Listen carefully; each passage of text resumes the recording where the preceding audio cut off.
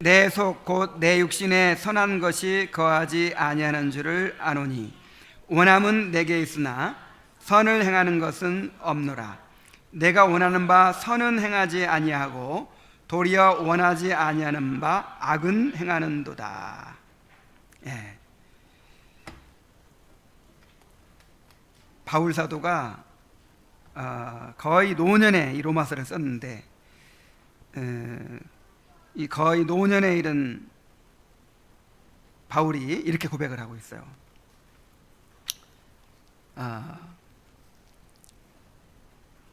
내 속 곧 내 육신에 선한 것이 거하지 아니하는 줄 내가 아노니. 자신 안에 선한 것이 없다는 거예요. 그래서 원함은 내게 있지만 정말 율법에 순종하고 싶고 하나님을 기쁘시게 하는 삶을 살고 싶은데 선을 행하는 것은 없대요. 온전하게 순종을 못한대요. 누가 이런 고백을 했다고요? 바울 사도가. 그래서 내가 원하는 바 선을 행하지 아니하고 도리어 원하지 아니하는 바 악은 행하는도다. 이렇게 고백을 하고 있어요. 자, 이것을 보면서 자, 여기 오늘 우리가 공부하려고 하는 149문 하나님의 계명을 완전히 지킬 수 있는 사람이 있습니까? 에 대한 대답이 무엇이겠어요? 없죠. 바울도 이런 고백을 했는데. 그래서 이제 우리가 지난주까지 10번째 계명까지 다 끝났는데 이제 한 몇 주 동안 이 계명에 대해서 이렇게 마무리를 한 다음에 제가 이제 칭의에 관한 강의를 좀 하도록 하겠습니다. 오늘은 149문을 통해서 하나님의 계명을 완전히 지킬 수 있는가, 이 주제를 공부하는 것입니다. 우리 149문을 한번 같이 읽어봅시다. 시작. 하나님의 계명을 완전히 지킬 수 있는 사람이 있습니까? 답. 자기 스스로의 힘으로는 이 세상에서 받은 어떠한 은혜를 힘입어서든 아무도 하나님의 계명을 완전히 지킬 수 없고 오히려 날마다 생각과 말과 행동으로 하나님의 계명을 어깁니다. 자, 하나님의 계명을 지킬 수 없다고 아예 그냥 단언을 했어요. 아니, 지킬 수 없을 뿐만 아니라 오히려 날마다 어기고 죄를 짓는다고 말하고 있어요. 자, 하나님의 계명을 완전히 지킬 수 있는 사람은 없습니다. 우리는 스스로의 힘으로 하나님의 계명을 지킬 수가 없어요. 야고보서 3장 2절에 보면은 우리가 다 실수가 많으니 만일 말에 실수가 없는 자라면 곧 온전한 사람이라 능히 온몸도 굴레 씌우리라. 예를 들어서 말, 언어 생활 한 가지만 해도요, 언어 생활 한 가지만 해도 실수하지 않는 사람이 있다 없다? 없다는 거예요. 그러니 뭐 다른 모든 면에서는 말할 것도 없죠. 또 요한복음 15장 5절에 보면은 나는 포도나무요 너희는 가지라. 그가 내 안에 내가 그 안에 거하면 사람이 열매를 많이 맺나니 나를 떠나서는 너희가 아무것도 할 수 없습니다. 그러니까 우리가 주님을 떠나서는 아무것도 할 수 없다. 우리 스스로는 아무것도 할 수 없다는 거예요. 이게 아무것도 할 수 없다는 말은 하나님께 받아들여질 만한 선을 행할 수 없다는 뜻이죠. 로마서 8장 3절에 보면은 율법의 육신으로 말미암아 연약하여 할 수 없는 그것을 하나님은 하시나니 곧 죄로 말미암아 자기 아들을 죄 있는 육신의 모양으로 보내어 육신의 죄를 정하사 그랬어요. 자, 율법이 육신으로 말미암아 연약하여 할 수 없다. 이 말이 무슨 말이냐면 율법을 통해서는 우리가 의롭게 될 수 없다. 율법을 통해서는 하나님의 정죄를 면할 수 없다. 그 뜻이에요. 왜? 율법이 불완전해서? 그게 아니라 율법은 거룩하며 의로우며 선한 것인데 우리 육신이 연약해서 그래서 예수님이 죽으신 거예요. 그래서. 자, 그래서 일단 이건 쉽죠. 뭐 이거는 누구나 다 인정할 수밖에 없죠. 하나님의 계명을 우리 스스로의 힘으로 하나님의 계명을 지킬 수 있어요, 없어요? 없어요. 이거는 이제 누구나 다 인정하는 거예요. 근데 이제 어떤 사람들은 우리가 성령의 능력을 힘입으면 완전하게 지킬 수 있다, 이렇게 생각하는 사람이 있어요. 성령이 도와주시는데 하나님의 은혜를 힘입으면 완전히 지킬 수 있지 않을까요? 그런데 그것도 불가능하다. 이 세상에서 얻은 어떠한 은혜를 힘입어서도 완전히 지킬 수 없습니다. 그랬어요. 여러분, 성령의 도우심을 입으면 완전히 지킬 수 있어요? 이렇게 주장하는 사람들이 이제 그 완전주의자들, 이 요한웨슬레 같은, 그러니까 뭐 요한웨슬레도 절대적인 완전은 아니더라도 최소한 고의로 짓는 죄는 안 짓는 그런 수준? 절대로 이렇게 내가 일부러 죄를 짓지는 않는 수준까지는 간다는 거예요. 어느 정도 완전해진다는 거죠. 근데 그게 이 대의리 문화에서는 가능하다는 거예요, 불가능하다는 거예요? 불가능하다. 그것도 불가능하다. 자, 왜 그런가 한번 봅시다. 자, 물론 하나님은 성령을 통해 우리가 하나님의 계명을 지킬 수 있게 해주셨어요. 그러나 성령의 능력을 힘입더라도 우리 안에 여전히 죄의 오염이 남아있기 때문에, 그리고 그 죄의 오염이라고 하는 것이 전적이라고 그랬죠. 그 전적 부패가 무슨 뜻이라고 그랬어요? 다 퍼져 있다. 그러니까 우리의 생각이나 우리의 동기나 뭐 우리의 감정이나 우리의 의지나 하여간 모든 부분에 속속들이 다 퍼져 있기 때문에 거기서 순수한 것만을 추려낼 수가 없어. 그러니까 성령의 능력을 힘입어서 행하는 선행조차도 거기에 뭐가 섞여 있어요? 아직 우리가 육신을 벗어버리지 못하고 있기 때문에 죄가 섞여 있다, 이 말이에요.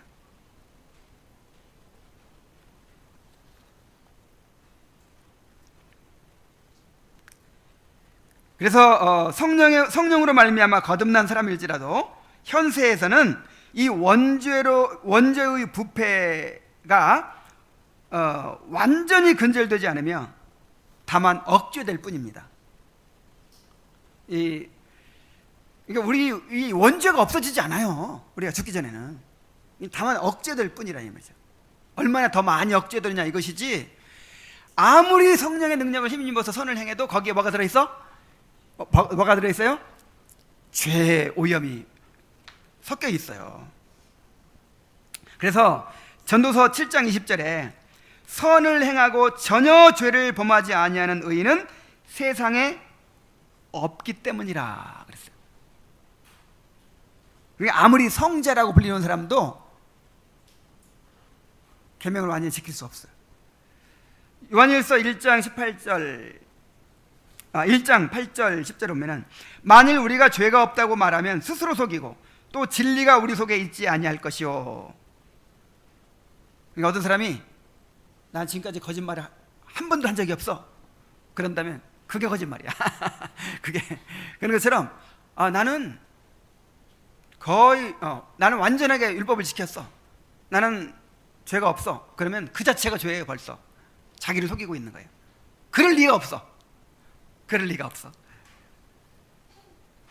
만일 우리가 범죄하지 아니하였다 하면 하나님을 거짓말하는 이로 만드는 것이니 또한 그의 말씀이 우리 속에 있지 아니하니라.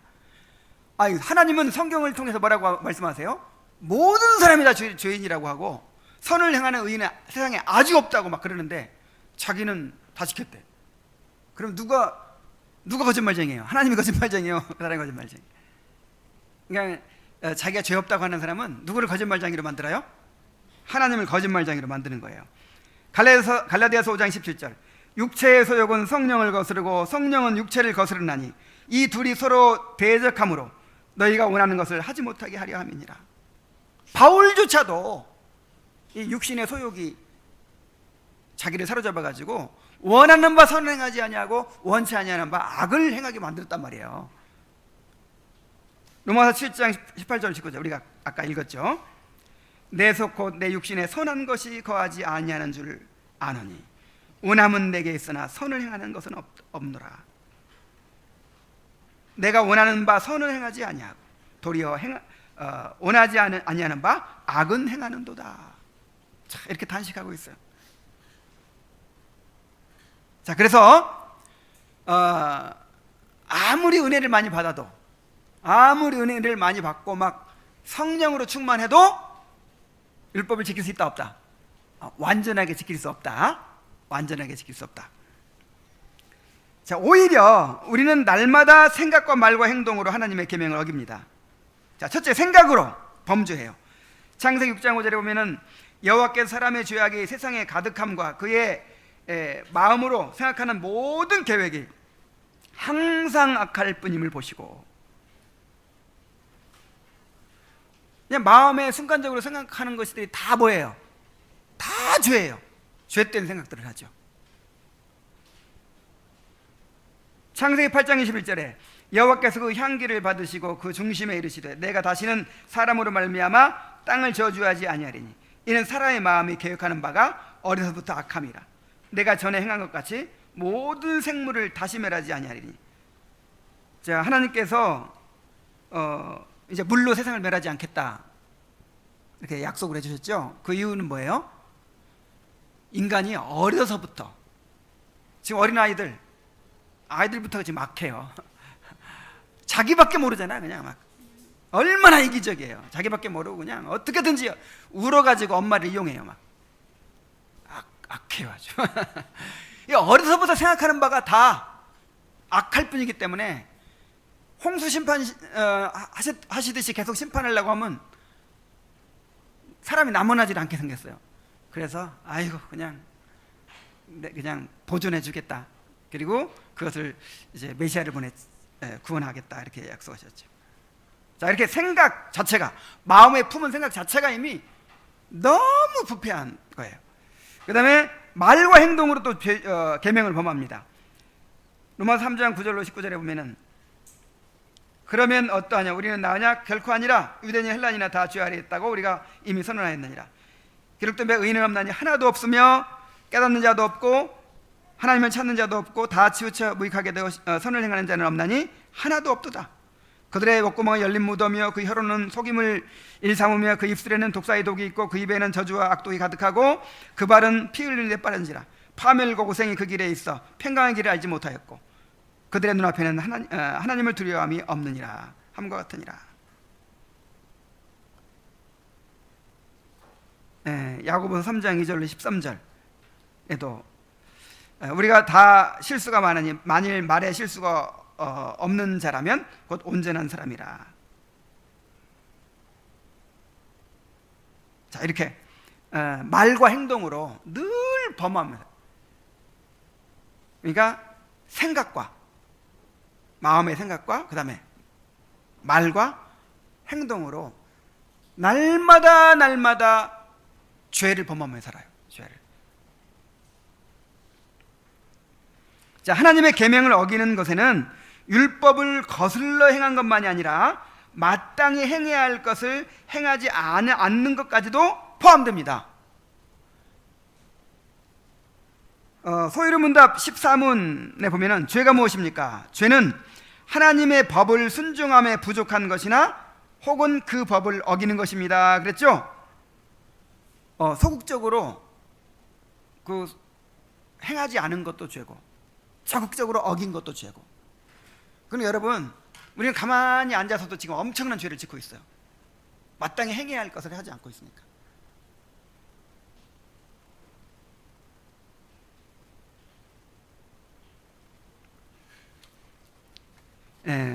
그래서 결론이 뭡니까?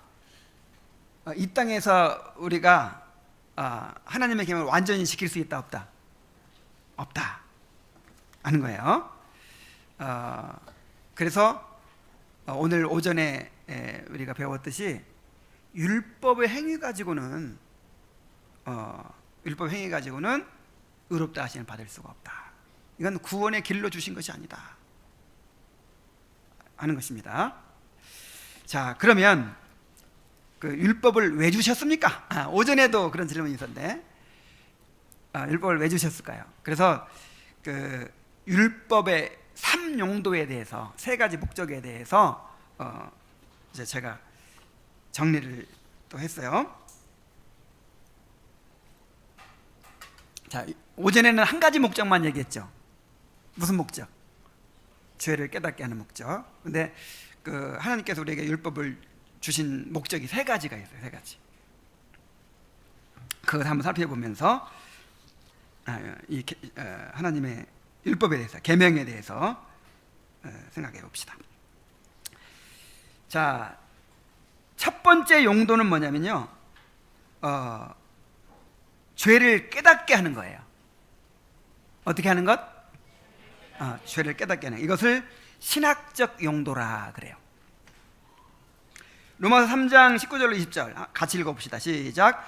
우리가 알거니와 무릇 율법이 말하는 바는 율법 아래에 있는 자들에게 말하는 것이니 이는 모든 입을 막고 온 세상으로 하나님의 심판 아래에 있게 하려 함이니라. 그러므로 율법의 행위로 그의 앞에 의롭다 하심을 얻을 육체가 없나니 율법으로는 죄를 깨달음이니라. 그러니까 율법은 의롭다함 받는 방편으로 주신 것이 아니고 무슨 방편으로? 죄를 깨닫게 하는 방편으로 주신 것이다 하는 것을 알 수 있어요.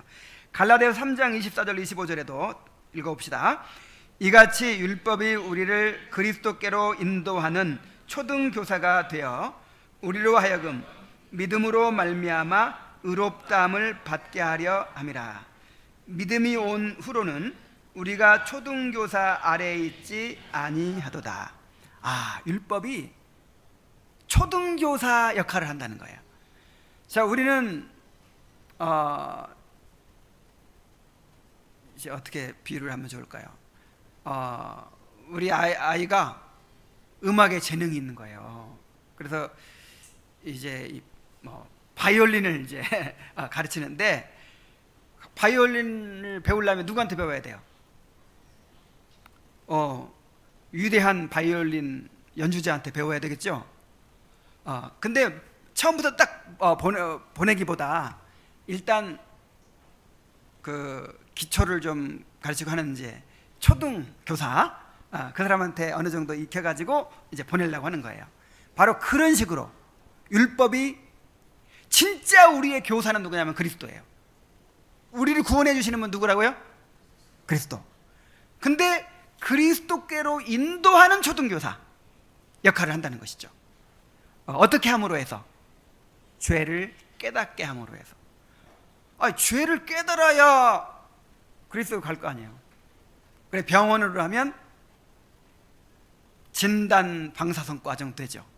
병을 진단하는 의사죠. 율법은 병을 진단하는 의사. 병을 진단하는 의사는요, 병 고치는 게 아니에요. 오히려 없는 병을 만들어. 건강한 사람이었었는데 막 검사하더니 당신 암이요. 죽이는 역할이에요.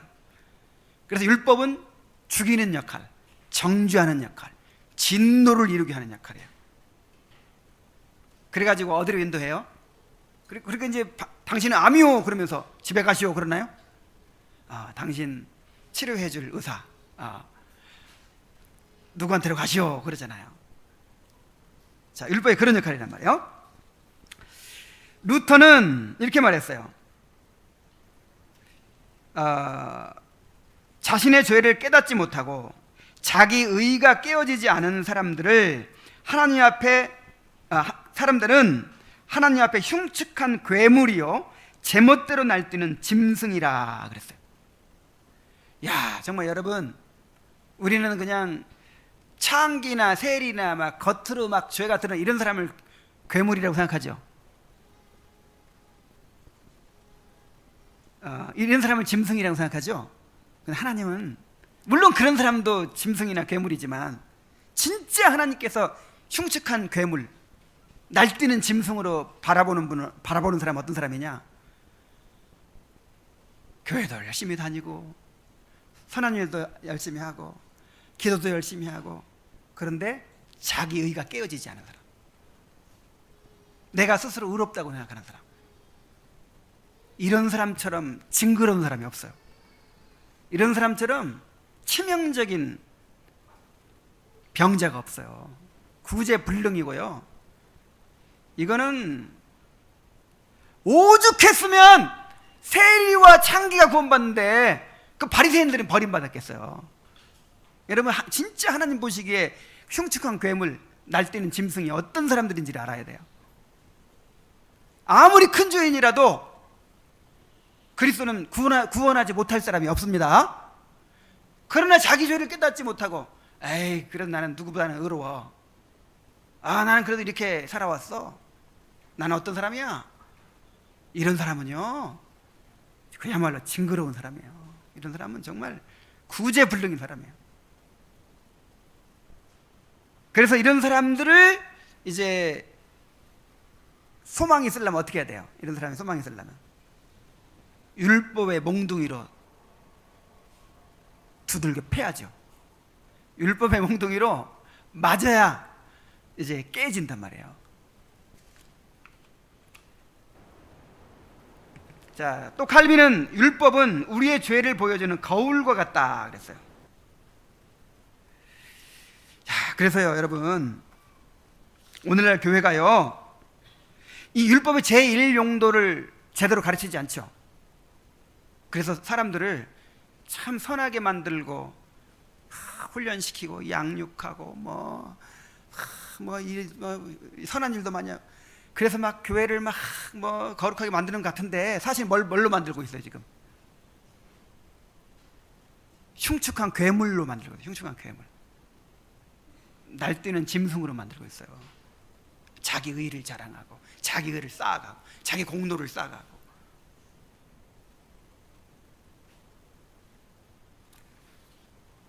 자, 율법의 제1용도가 뭐라고요? 그러면 그 용도를 그렇게 죄를 깨닫게 하기 위해서 율법을 주셨으니까 그렇게 사용을 해야 되잖아요, 율법을. 그래서 율법을 가르쳐서 전해서 죄를 보게 만들어야죠. 그래야 흉측한 괴물이 안 되고 날뛰는 짐승이 안 되죠. 자, 그 다음에 두 번째 용도가 있어요. 두 번째 용도는 죄를 억제하는 것입니다. 죄를 없앨 수는 없어도 율법을 통해 죄가 억제되긴 해요. 하나님이 이렇게 하면 벌 받는다고 했어, 이렇게 하면 안 되지, 이제 이런 식으로 죄를 억제하는 것입니다. 이것을 시민적 용도라 그래요. 디모데전서 1장 9절 10절에 보면은 알 것은 이것이니 율법은 옳은 사람을 위하여 세운 것이 아니요 오직 불법한 자와 복종하지 아니하는 자와 경건하지 아니한 자와 죄인과 거룩하지 아니한 자와 망령된 자와 아버지를 죽이는 자와 어머니를 죽이는 자와 살인하는 자며 음행하는 자와 남색하는 자와 인신매매를 하는 자와 거짓말하는 자와 거짓 맹세하는 자와 또 기타 바른 교훈을 거스르는 자를 위함이니. 자, 이런 범죄자들한테 특별히 뭐가 필요하다? 율법이 필요하다. 율법은 벌을 받으리라는 공포심을 일으켜 죄를 억제합니다. 루터는 이런 말을 했어요. 율법은 육에 미친 듯한 정욕, 내버려두면 한정없이 뻗어나가는 정욕을 억제하는 굴레와 같다 그랬어요. 그러니까 구원까지는 못 받더라도 이 사회가 어느 정도 유지되도록 만드는 그런 역할을 율법이 하는 거예요. 그래서 지난번에 그 권영롱 목사님 오셔서 자연법 얘기를 하셨잖아요. 그 세계 각국에 있는 이런 이런 헌법이 어디서 나왔겠어요? 되게 다 똑같죠. 우리나라에서는 살인하면 죄인데 다른 나라에서는 살인하면 죄가 아니다, 이런 거 있어요? 대개가 다 비슷합니다. 그게 다 자연법에서 나온 거예요. 그냥 당연하게 생각했죠. 그게 다 뭐 당연하게 그런 법 만드는 거지. 근데 그 사실은 하나님께서 로마서 1장에 얘기했듯이 그 인간의 마음속에 심어주신 자연법이 있기 때문에 거기서 다 법이 나오는 거예요. 그래서 율법을 통해서 어떻게 된다고요? 죄가 억제가 됩니다. 그래서 죄를 억제하기 위해서라도 율법을 가르쳐야 되는 거예요, 사실. 제가 그런 얘기를 늘 하는데, 이제 이 복음만을 강조하면서 율법은 폐했다고 생각하고, 복음만을 강조하고 율법에서 해방된 것만을 강조하고 막 이런 교파, 이런 교회 반드시 타락합니다. 반드시. 예를 들어서 구원파. 여러분, 구원파에서 죄 지어도 괜찮다 이렇게 가르치나요? 전혀 그렇지 않습니다.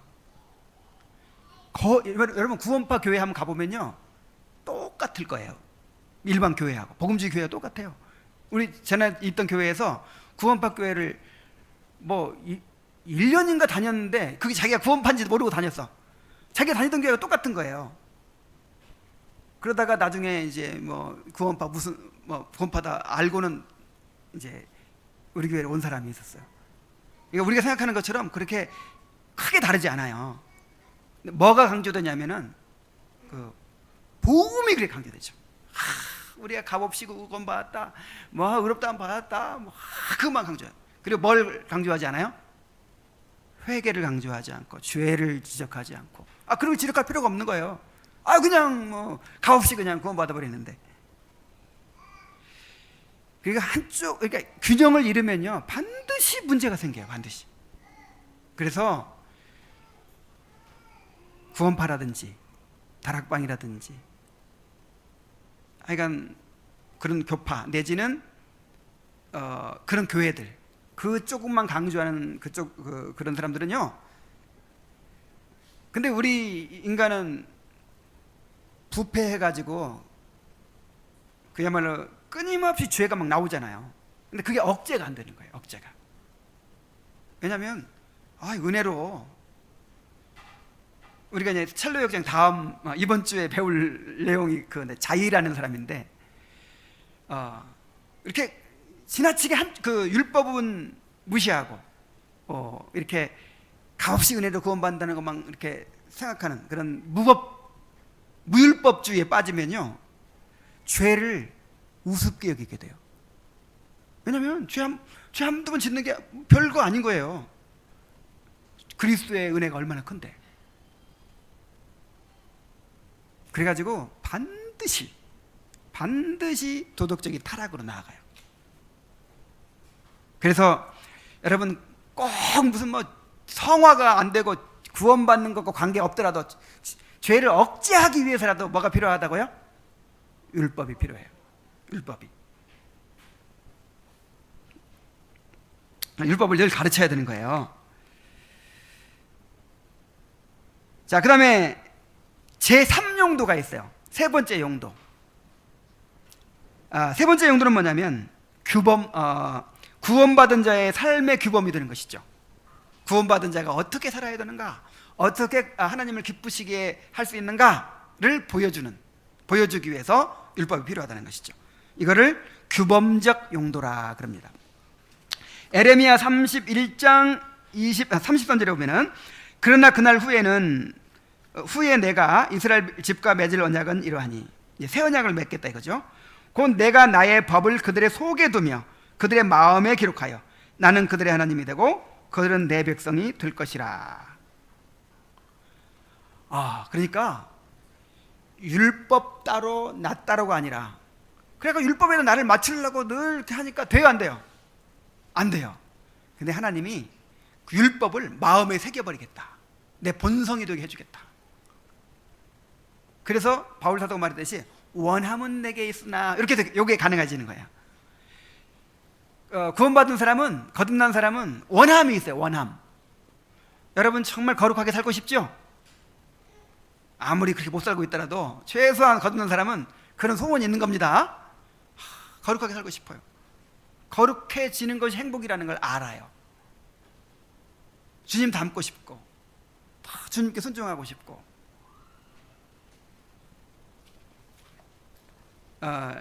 이게 마음에 기록됐다 그런 의미예요. 제가 아이들을 별로 안 이뻐했어요. 아이들을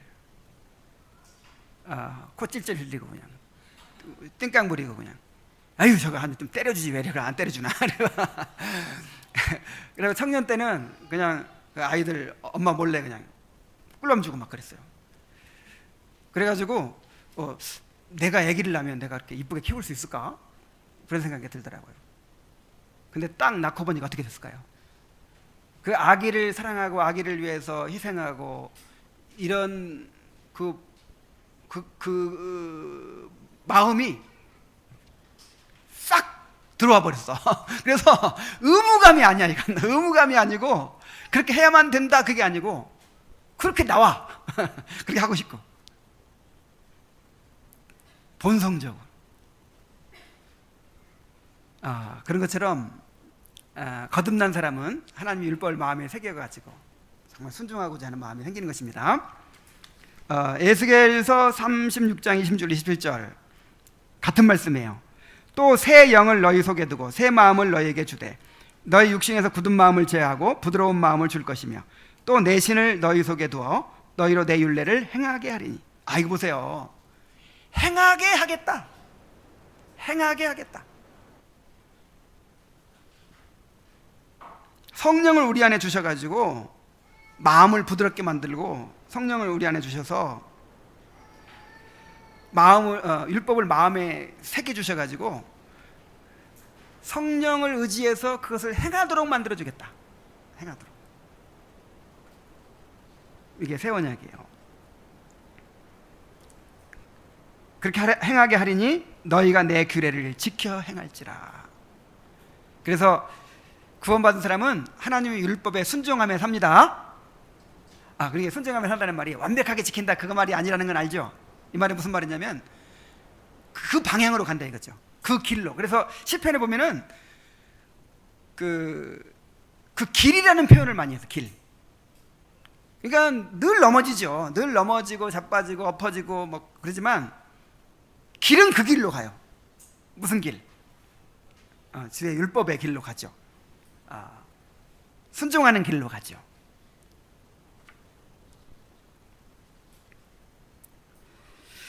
자, 제1용도 제1용도는 뭐예요?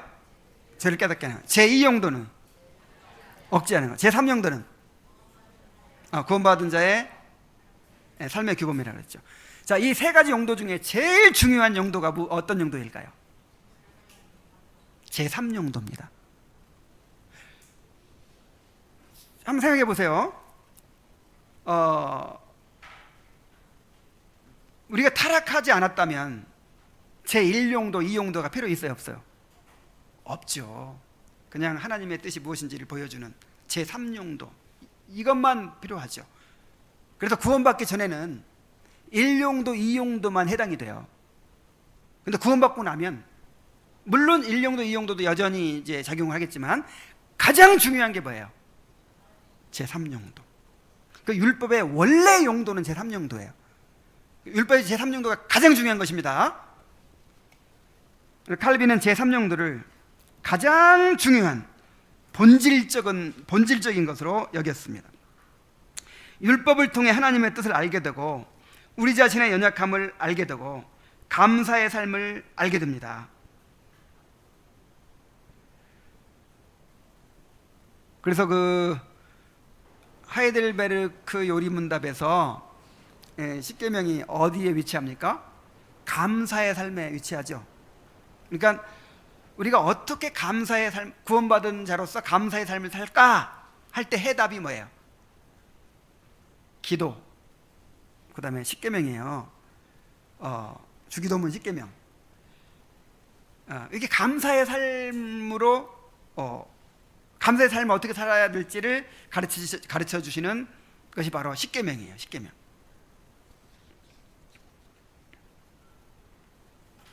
그리고 율법은 신자들을 예수 그리스도를 닮아가게 하는 도구가 됩니다. 그러니까 이 율법은 하나님의 의의를 보여준다 그랬죠. 하나님이 얼마나 의로우신 분인가, 예수 그리스도께서 얼마나 의로우신 분인가를 보여주는 거예요. 우리가 예수님을 닮아간다는 것은 율법에 그만큼 부합해 간다는 뜻이기도 합니다. 그래서 성화의 도구가 되죠, 율법이. 그래서 루터가 이런 유명한 말을 했어요.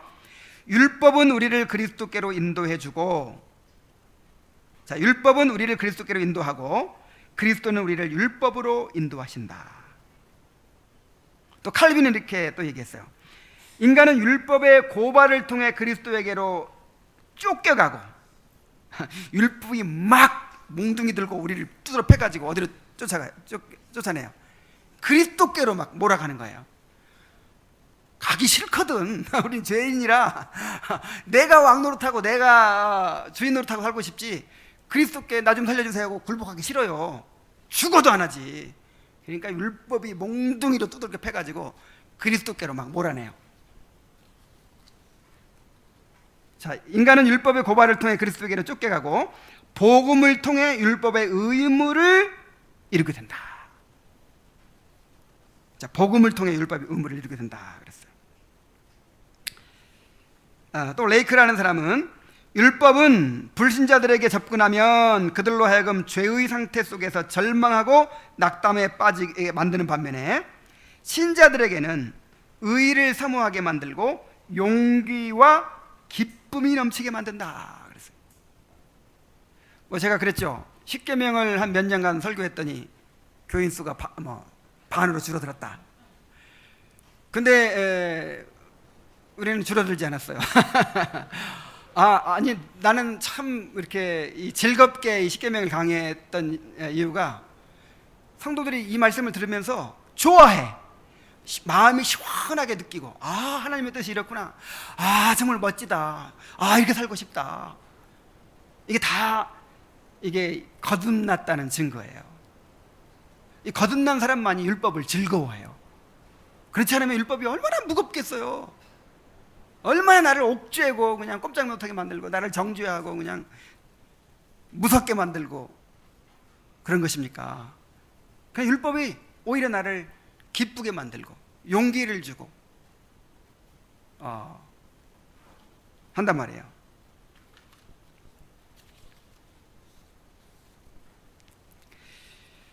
자, 이 율법의 3용도를 얘기했는데, 율법을 지킴으로 구원받도록 주신 것이다, 이런 건 있어요, 없어요? 없죠.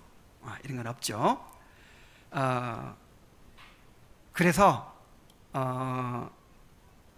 오직 믿음으로, 오직 은혜로 우리가 구원받지만 구원의 결과 율법을 이루는 삶을 살게 된다는 것이죠.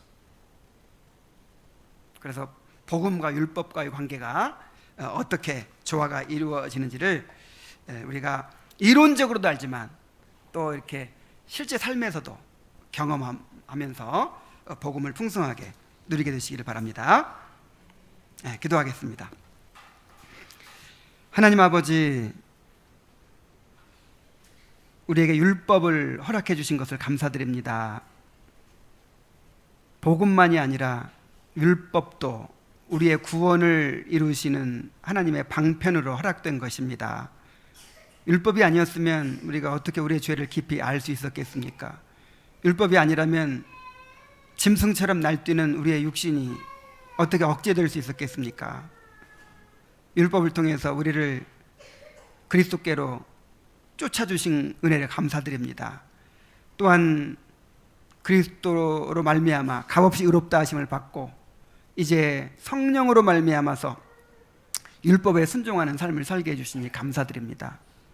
하나님 아버지, 우리가 여호와 율법을 즐거워하여 그 율법을 주야로 묵상하며 순종하는 삶을 살기를 원합니다. 하나님 아버지, 주님의 약속대로 우리 안에 새겨진 율법을 점점 더 순종하고 살아갈 수 있도록 인도하여 주시옵소서. 예수님의 이름으로 기도하옵나이다. 아멘.